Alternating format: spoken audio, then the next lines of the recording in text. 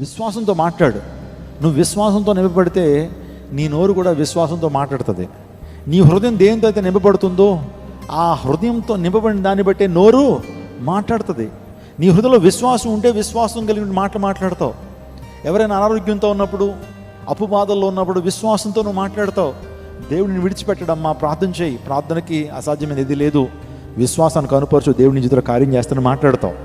అది కాకుండా నీ జీవితంలో అవిశ్వాసం ఉందనుకోండి, అవిశ్వాసం మాటలే ఎదుటి వ్యక్తికి చెప్తావు. నీ బిడ్డలకి విశ్వాసంతో కూడిన మాటలు పలకాలి. నీ బిడ్డలకి విశ్వాసంతో కూడినటువంటి ఆ మాటలు పలికినప్పుడు ఆ విశ్వాసం నీ జీవితంలో కార్యాచరణలోకి తీసుకొస్తుంది. నా ప్రియదేవజన, ఇక్కడ దావీదు అంటున్నాడు సౌలుతో, నేను ఎలుగుబంటిని, సింహాన్ని, వాటి యొక్క బలం నుంచి దేవుడిని రక్షించాడు. ఈ గొలియాతు బలం నుంచి కూడా దేవుడిని ఏం చేస్తాడు, విడిపిస్తాడని మాట్లాడాడు.